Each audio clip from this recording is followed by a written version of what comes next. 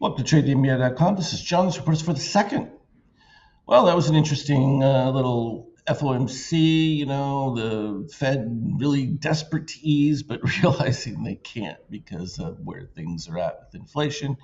Needless to say, they still said they're going to ease anyway, just in time. They hope for the election, but might be a little late, trying to do it towards the end, but it will stoke the market, that's for sure, because they'll see easing as the preferred means. And it becomes difficult because if, treasuries actually get to a yield closer to where things really are with inflation, yeah, that would be problems for banks, everyone going around, and we've already seen the trouble that the banking sector is in, given where they're at with current rates. But when we look at it from our reading standpoint, you got magenta falling, you've got NBI white falling with the shorts, so everybody's sort of just eased off a bit.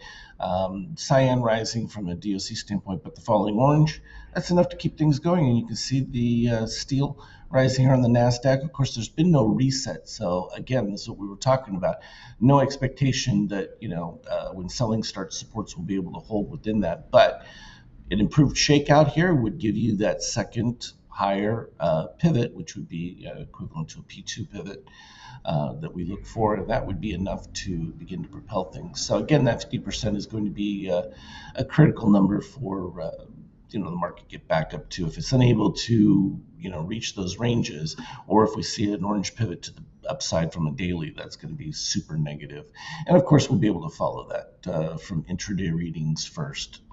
No surprise within that. From a treasury standpoint, you can see still caught in between this range. It's elevated, but it's still not at where rates are. But if you break below this 87 level on that way down towards that 84 or whatever, that would mean a rate over 5%, and that would be a serious problem, and we might even see intervention at that particular point to try and stabilize it, because they need to keep the rate at a relatively modest one, even though it doesn't even begin to cover where inflation is at this particular stage. The easing of oil here, significant, and that was the crude builds. What we don't know is if that's significant to the fact that there's slowdown in economic activity, and that's going to start to be the next focus for everyone looking forward.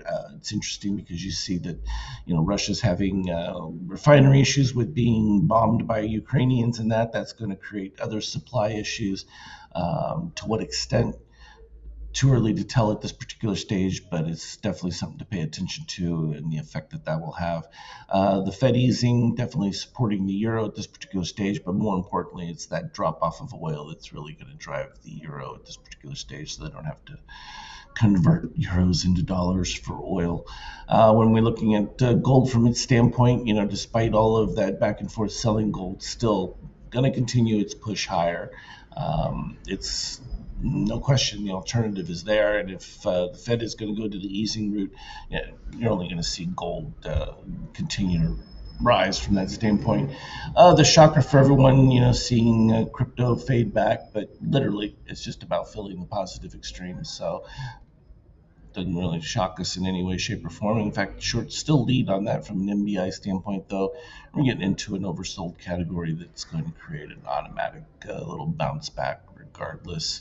ETH likewise has filled all of its positive extremes going back, and we're actually starting into this last and final stage, which is right here. That is actually filled, going right to there, and that just leaves this original primary breakout, which the first couple don't usually have to be filled within that, but if there's continued short presence, they definitely will, and that would bring you down into the 26 range, just below 26.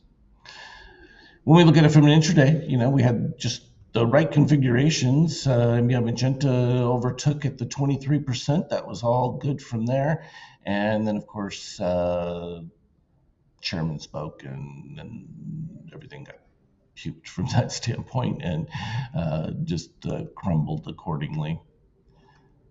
Not too shocking. From an intraday standpoint, you can see it. It's all right there. I mean, everything was pretty much flat, everyone waiting, and then boom, they got all excited, only to have that excitement ripped out. And again, this is perfect from an option standpoint because it just rips both ends from a gamma standpoint, back and forth. Everyone gets long, and then boom, it plummets.